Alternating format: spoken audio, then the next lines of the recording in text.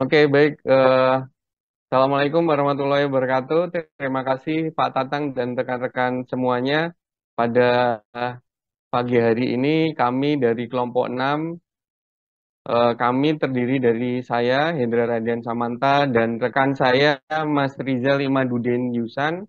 Pada kesempatan pagi hari ini kami akan mempresentasikan proposal tugas kelas kami yang kami ambil dari studi kasus di perusahaan tempat kami bekerja dengan judul analisa implementasi ozon generator pada instalasi unit pengolahan air limbah di perusahaan deterjen. Nah, pada kesempatan hari ini kami akan mempresentasikan beberapa outline, yaitu yang pertama terkait dengan pendahuluan, yang kedua terkait kajian pustaka, dan yang ketiga adalah metodologi penelitian. Oke, berikutnya terkait dengan bab pendahuluan. Eh, di sini kami akan menjelaskan terkait latar belakang pemilihan judul ini, kemudian rumusan masalah, tujuan dan manfaat dari penelitian ini, dan batasan masalah. Nah, untuk pendahuluannya sendiri terkait dengan latar belakang, yaitu yang pertama adalah terkait pemenuhan baku mutu air limbah industri deterjen di area Pemprov DKI Jakarta, di mana pada saat ini perusahaan kami sedang menghadapi isu lingkungan dan regulasi pemerintah, khususnya peraturan dari Kementerian Lingkungan Hidup dan pemerintah DKI Jakarta, yaitu terkait belum terpenuhinya standar nilai ambang batas untuk outlet effluent limbah cair kami, karena salah satu parameternya yaitu parameter embas itu nilainya masih di luar baku mutu, di mana untuk parameter embas yang diizinkan nilainya tidak boleh lebih dari 1 miligram per liter atau 1 ppm. Nah, pada saat ini nilai embas dari outlet effluent kami itu nilainya masih di atas 1, atau tepatnya rata-rata di angka 18,9 miligram per liter. Nah, ini tentunya menjadi tantangan buat perusahaan kami agar bisa menurunkan lagi parameter embas itu. Nah, kemudian terkait dengan konsep zero discharge, recycle, dan reuse water, di mana dengan adanya teknologi ozon generator ini, kita dapat mengurangi debit pembuangan air limbah ke lingkungan. Tentunya kami juga berharap dari teknologi ini, hasil dari pengolahan limbah kami bisa dimanfaatkan kembali ke dalam proses produksi. Nah, kemudian terkait dengan potensi pengurangan pemakaian air untuk produksi. Nah, dengan pemanfaatan teknologi ozon generator untuk mengoptimalkan proses pengolahan air limbah menjadi air yang bisa dimanfaatkan kembali ke proses produksi, ini berpotensi mengurangi pemakaian suplai air pump yang selama ini kami suplai dari Aetra. Nah, terkait dengan rumusan masalah, ini adalah rumusan masalah dari penelitian kami. Yang pertama adalah terkait dengan bagaimana bisnis model kanvas BMC ini bisa dipraktekkan di bisnis perusahaan FMDC produk deterjen tempat kami bekerja. Kemudian yang kedua adalah sejauh mana tingkat kesiapan teknologi ozon generator ini diimplementasikan pada proses pengolahan air limbah di perusahaan FMGZ produk deterjen. Yang ketiga adalah bagaimana penerimaan teknologi ozon generator ini oleh para penggunanya, yaitu oleh operator-operator di unit pengolahan limbah di perusahaan FMGZ produk deterjen. Selanjutnya terkait dengan tujuan penelitian. Jadi tujuan penelitian ini adalah yang pertama mengkaji model bisnis perusahaan FMCG produk deterjen dengan menggunakan kerangka BMC. Kemudian yang kedua adalah mengukur kesiapan teknologi ozon generator dengan menggunakan teknologi readiness level atau TRL. Kemudian yang ketiga adalah mengukur kesiapan penggunaan ozon generator dengan menggunakan teknologi acceptance model atau SAP. Selanjutnya yang ketiga adalah terkait manfaat dari penelitian ini.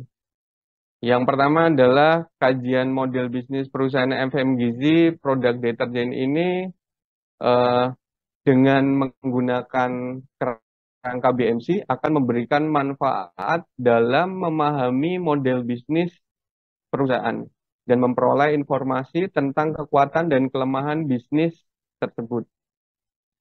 Kemudian informasi ini bisa digunakan untuk meningkatkan efisiensi dan efektivitas terhadap operasional perusahaan. Yang kedua adalah mengevaluasi seberapa kesiapan teknologi ozon generator ini diimplementasikan dalam operasional pengolahan air limbah di perusahaan FMGC produk deterjen untuk memberikan manfaat dan menentukan apakah teknologi tersebut layak untuk diterapkan pada perusahaan ini. Kemudian yang ketiga adalah mengevaluasi seberapa siap penggunaan teknologi ozon generator untuk diimplementasikan dalam operasional proses pengolahan limbah di perusahaan FMGC produk deterjen. Sehingga manajemen bisa melakukan langkah-langkah yang tepat untuk meningkatkan kesiapan dan penerimaan teknologi oleh penggunanya. Selanjutnya terkait dengan batasan masalah. Nah, adanya keterbatasan waktu dan data yang ada, maka dalam penelitian ini kami coba akan batasin beberapa hal, yaitu terkait yang pertama adalah perusahaan deterjen yang dimaksud adalah eh, unit Plan 2 PTX yang berlokasi di Jakarta. Kemudian data yang digunakan merupakan data primer berupa wawancara dan survei dengan kuesioner dari narasumber karyawan pengguna teknologi ozon generator di unit pengolahan limbah Plan 2 PTX. Terkait dengan objek penelitian, nah untuk objek penelitiannya sendiri, ini kami lakukan di perusahaan FMGZ Consumer Good, di mana perusahaan ini berdiri pada tahun 1948. Nah, untuk bidang usahanya adalah manufacturing consumer good untuk produk-produk rumah tangga. Lokasinya ada di kawasan industri JIEP Pulau Gadung, Jakarta Timur, Provinsi DKI Jakarta. Dengan kapasitas total produksi perharinya adalah plus minus 12.000 ton. Nah, untuk luas areanya sendiri di sini itu adalah 32 hektar. Selanjutnya terkait dengan kajian pustaka. Nah, kajian pustaka di sini kita akan membagi menjadi beberapa subtopik.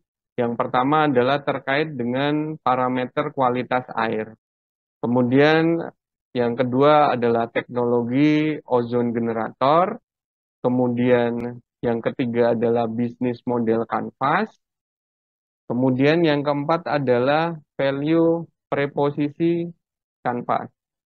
Yang kelima adalah tingkat kesiapan teknologi TRL. Yang keenam itu adalah teknologi acceptance model TAM, dan yang terakhir adalah terkait teknik pengambilan sampel data penelitian. Nah, untuk kajian pustaka terkait parameter kualitas air limbah di dalam industri deterjen. Nah, air limbah ini adalah air yang tercampur di dalam zat padat yang berasal dari beberapa kegiatan rumah tangga, pertanian, perdagangan, dan industri. Terkait dengan parameter-parameter kualitas air limbah itu biasanya kita bisa lihat dari beberapa parameter. Yang pertama adalah parameter terkait BOD, COD, TSS, dan MBAS. Kemudian ada parameter yang utama ini terkait dengan limbah dari limbah deterjen, yaitu adalah parameter MBAS. Nah, parameter MBAS ini adalah suatu metode standar yang digunakan untuk menentukan kadar deterjen atau surfaktan yang terkandung di dalam air. Nah, ini adalah bagian skematik dari teknologi ozon generator yang kita install di unit pengolahan limbah kita. Ini di sini terbagi-bagi menjadi beberapa blok dan beberapa mesin ozon. Jadi total kapasitas mesin ozon yang kita install ini adalah sebesar 600 gram per jam untuk menghasilkan ozon. Nah, terkait dengan teknologi ozon generator, ya secara definisi, ozon generator itu adalah perangkat yang mampu mengubah oksigen O2 menjadi trioksigen O3. Gas ozon yang dilarutkan di dalam air dapat menetralisir dan mengurai zat-zat seperti CO, amonium, kemudian sulfat. Nah, itu sulfat ini adalah suatu zat yang memang paling banyak dihasilkan di industri deterjennya. Kemudian ada metana serta berbagai macam unsur-unsur zat-zat yang berbahaya kalau misalkan kita tidak coba kurangi kadarnya di dalam air.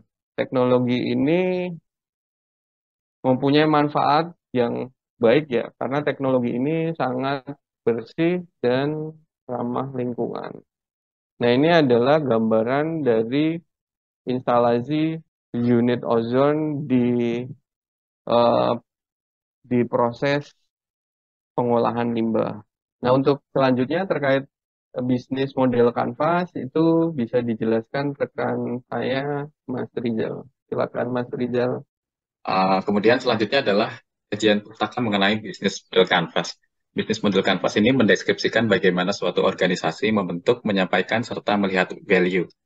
Menurut Osterwalder dan Pigneur tahun 2019, BMC ini sangat cocok untuk mempercepat proses analisis kekuatan dan kekurangan bisnis dengan mengetahui kekuatan dan kelemahan, maka analisa kebutuhan dan profit dapat dilakukan dengan cepat dan efektif. Ini adalah elemen-elemen yang ada dalam bisnis model canvas seperti value proposition dan lain-lain hingga cost structure. Kemudian slide berikutnya, uh, jadi inilah layang pandang dari bisnis PTX di Plan 2, yaitu yang pertama adalah customer segmentnya.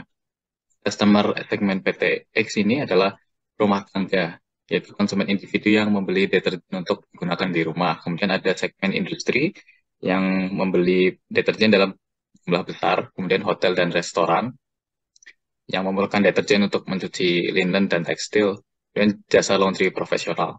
Kemudian value proposition-nya yang diberikan oleh perusahaan adalah uh, cleaning dan hygiene, deterjen yang efektif dalam membersihkan pakaian. Kemudian smart deterjen, produk inovatif dengan fitur yang cerdas. Kemudian brightening ya, itu mampu memberi hasil pemutihan yang unggul daripada kompetitor lain. Kemudian antibakterial, melindungi dan membasmi kuman, terutama ini tenar waktu COVID ya, masa-masa COVID.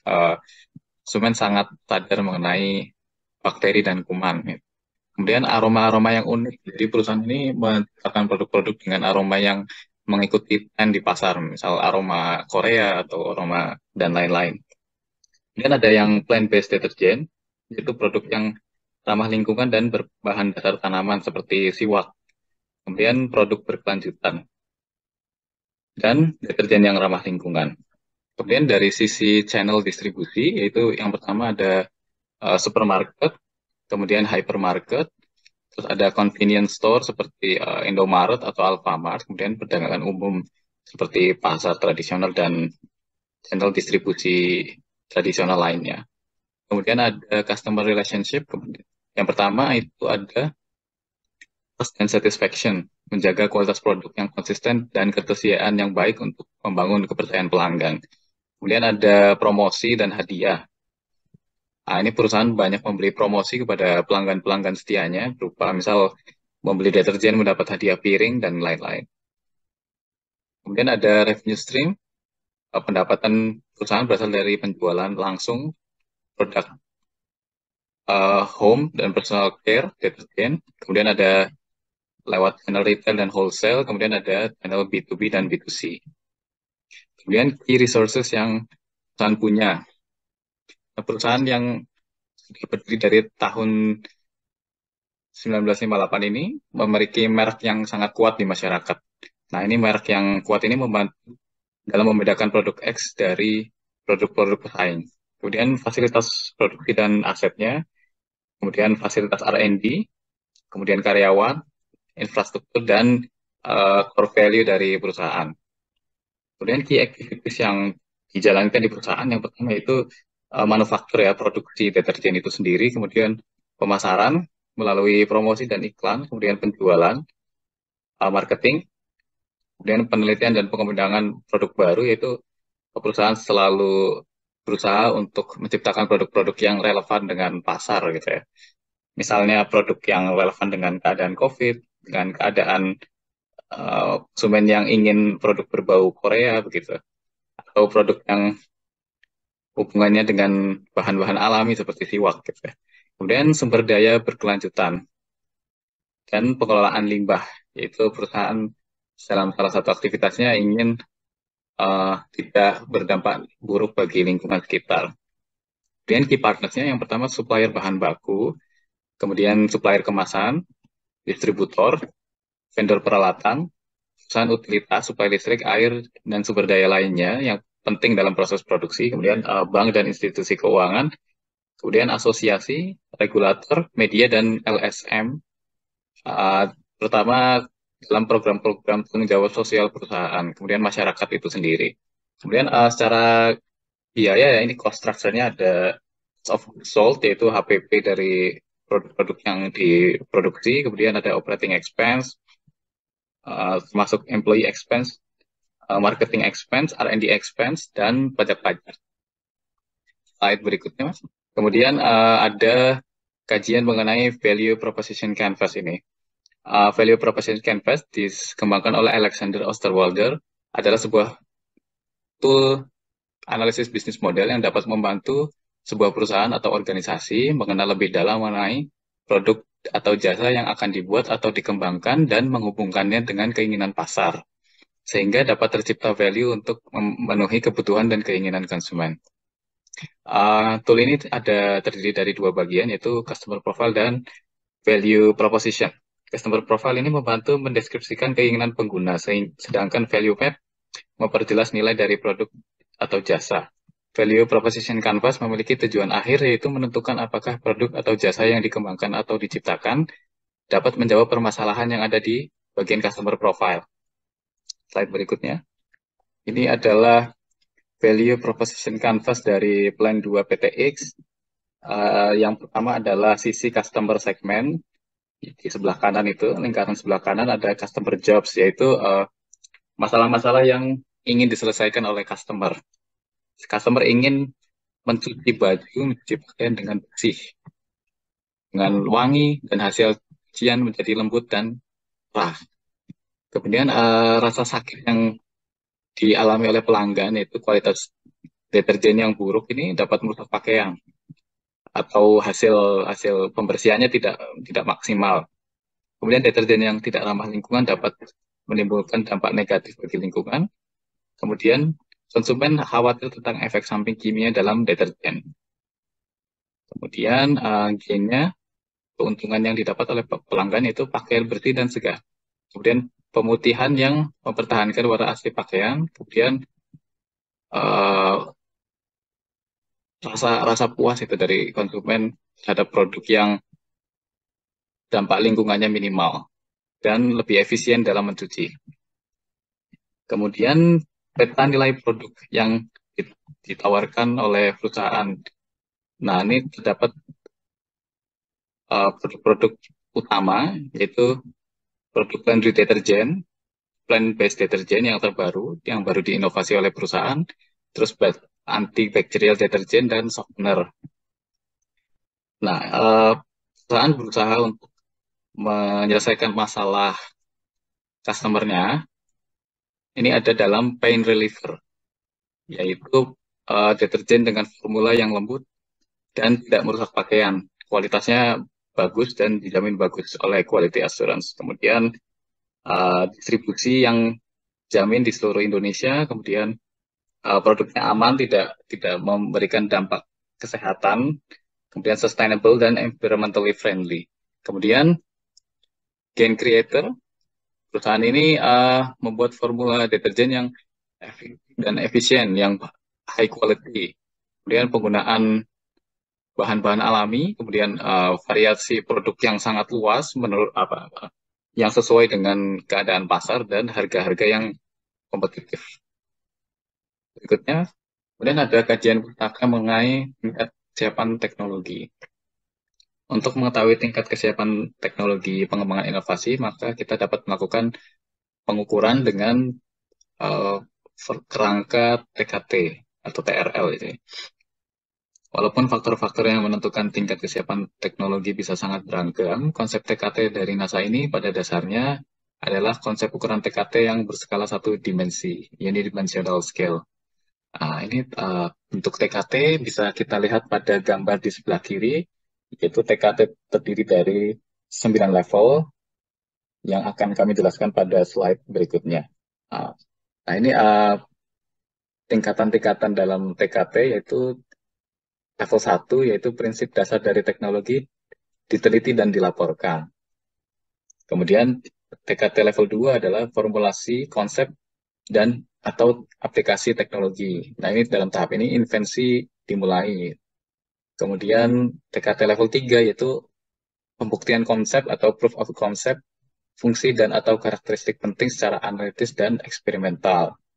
Ini dalam tahap ini pengembangan secara aktif dimulai, kemudian hasil ini dapat menyangkut studi analisis, studi laboratorium untuk memvalidasi atas prediksi analitis tentang elemen-elemen terpisah dari teknologi. Kemudian level 4 yaitu validasi kode, komponen, dan breadboard validation dalam lingkungan laboratorium. Kemudian level 5, validasi kode, komponen, dan breadboard validation dalam suatu lingkungan yang relevan. Di level 4 itu dalam lingkungan lab, sekarang dibawa ke lingkungan yang lebih tinggi, lebih real dengan dunia nyata. Itu kemudian level berikutnya, level TKT level 6 ini adalah demonstrasi model atau prototipe sistem atau subsistem dalam suatu lingkungan yang relevan. Model representatif atau prototype ini telah melampaui uji teknologi yang terintegrasi. Untuk TKT level 5, diuji dalam suatu lingkungan yang relevan. Keadaan ini mencerminkan langkah perkembangan yang besar dalam uji demonstrasi kesiapan teknologi. Contohnya pengujian prototipe dalam lingkungan lab dengan keandalan tinggi atau lingkungan operasional simulasi. Kemudian TKT level 7 ini teknologi demonstrasi prototipe sistem dalam lingkungan atau aplikasi sebenarnya. Contohnya termasuk pengujian prototipe dalam pesawat uji coba. Kemudian level 8 yaitu sistem telah lengkap dan memenuhi syarat qualified melalui pengujian dan demonstrasi dalam lingkungan atau aplikasi sebenarnya. Teknologi telah terbukti bekerja, berfungsi dalam bentuk akhirnya dan dalam kondisi sebagaimana diharapkan. Kemudian ada TKT level yang paling tinggi yaitu level 9. Sistem ini sudah benar-benar teruji atau terbukti melalui keberhasilan pengoperasian.